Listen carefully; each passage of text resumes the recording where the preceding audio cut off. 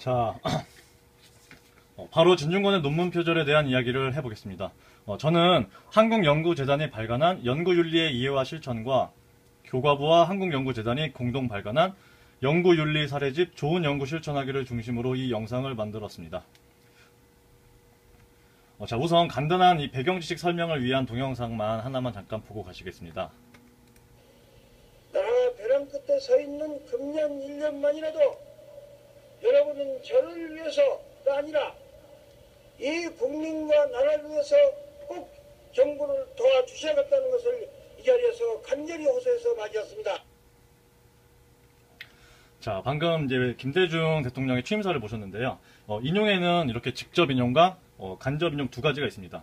직접 인용이란 이렇게 김대중 대통령이 취임사에서 한 말을 이렇게 토시 하나 안 빼놓고 그대로 가져오는 것을 말하는데, 그럴 때는 이렇게 큰 따옴표와 출처 표시를 해줘서 이 문장은 내가 만든 게 아니라 타인이, 그러니까 여기서는 김대중 대통령이 만든 문장이라는 것을 독자들에게 알려줘야만 합니다. 그리고 간접 인용이란 내용은 같지만 표현만 바꿔서 이렇게 김대중 대통령은 취임사에서 국민들이 김 대통령 본인이 아닌 이 나라를 위해 정부를 도와달라고 호소했다. 뭐 이런 식으로 이렇게 표현만 바꿔서 가져오는 것을 말합니다. 이럴 때는 큰 따옴표는 할 필요가 없지만 출처 표시는 반드시 해줘야만 합니다.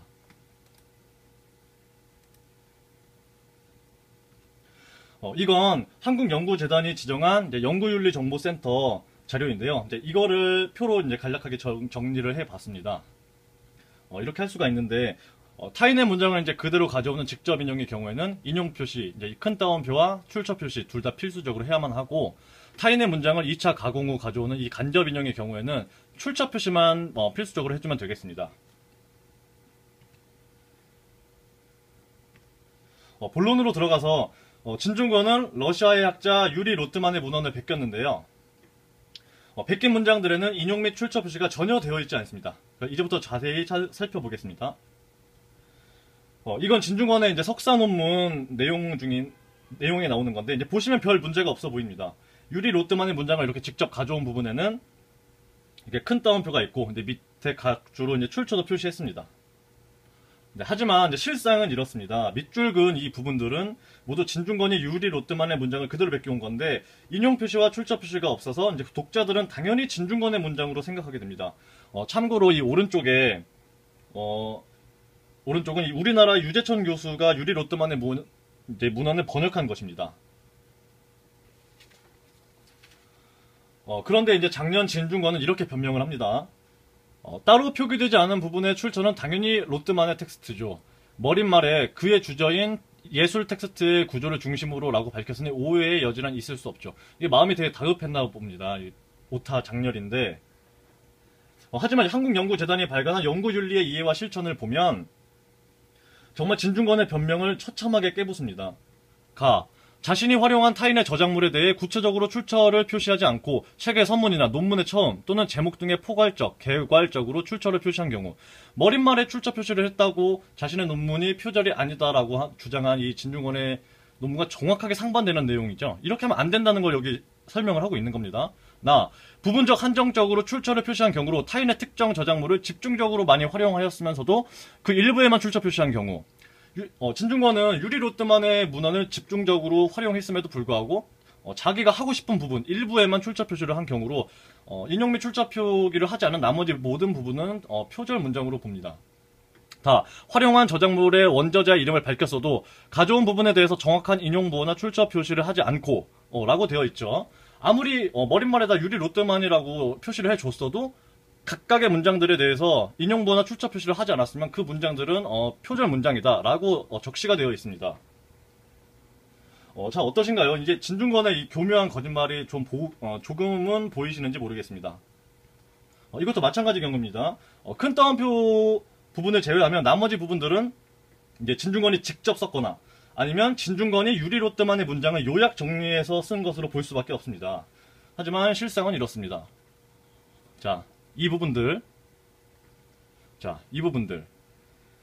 이렇듯 유리 로트만의 문장들을 그대로 베껴왔습니다. 그럼에도 인용 표시와 출처 표시가 전혀 없습니다.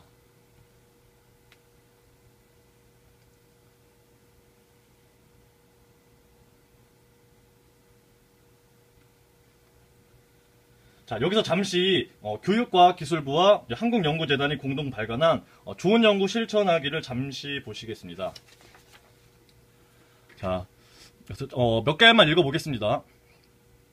다른 사람의 문장을 적절한 출처 표기 없이 사용하는 경우에는 표절 내용이 논문에서 차지하는 중요도에 관계없이 표절 판정을 받는 것으로 나타났다. 어떤 경우라도 적절한 방식으로 직접 인용을 하지 않는 한 다른 사람의 문장을 그대로 가져오는 것은 절대로 허용되지 않는다. 넘어가십니다.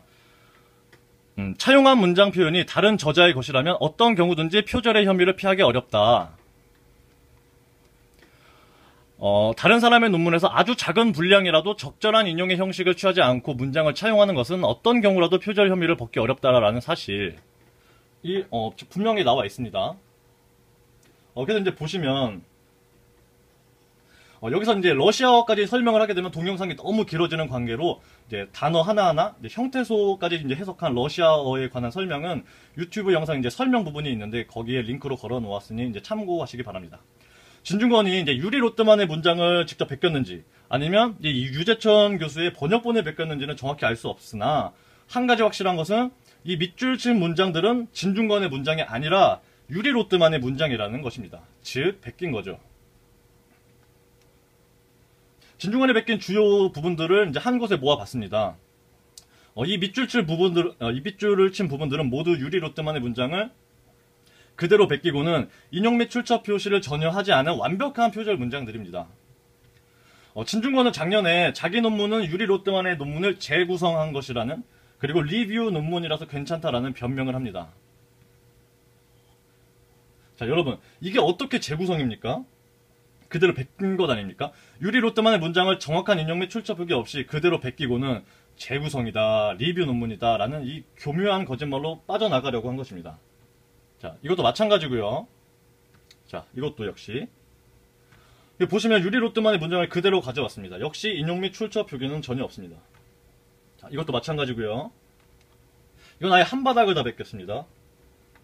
자, 이건 진중권 때문에 발생한 이제 피해 사례 중에 하나인데요. 어건주 교수, 김소정 교수 등의 사례가 더 있긴 한데 시간 관계상 생략하고 여기 문호성 이 교수님 사례만 간략하게 설명을 하겠습니다. 여기 이 영어 문장을 보시면 해석해 보시면 여기 진중권의 문장과 정확하게 일치합니다. 즉, 그러니까 이 영어 문장은 유리 로트만의 이 문헌을 이 미시간 대학교에서 영문으로 번역한 번역본인데요. 즉, 진중권이 유리 로트만의 문장을 그대로 가져오면서 인용 및 출처 표시를 안 해놔서 여기 이제 문호성 교수가 각주에다가 유리 로트만이 아닌 이게 진중권으로 적어 놓습니다. 인용 및 출처 표시가 없으니까 문호성 교수는 당연히 이 문장이 진중권이 직접 쓴 문장이라고 생각할 수밖에 없었을 것입니다.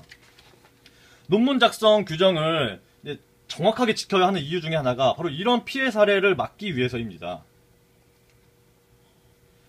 진중권은 2013년 6월 12일 지금으로부터 약 1년 전 이런 식으로 소송 드립을 쳤습니다. 변호사 선임했다면서 근데 1년 동안 이제 뭐 했길래 아직까지 깜깜무소식일까요? 자, 이건 2013년 5월 13일 기사인데 여기 보시면 이에 진중권 교수는 고소하겠다는 의사를 밝히기도 했지만 현재까지도 소송을 제기하지 못한 것으로 알려졌다라고 나와 있습니다.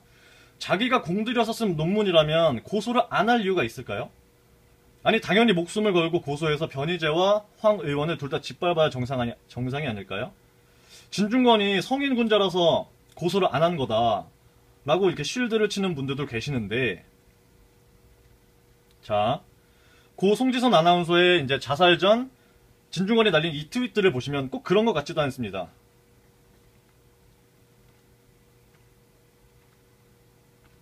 자, 끝으로 이제 여기까지 시청해주신 여러분들 정말 너무나도 감사드립니다. 자, 마치겠습니다.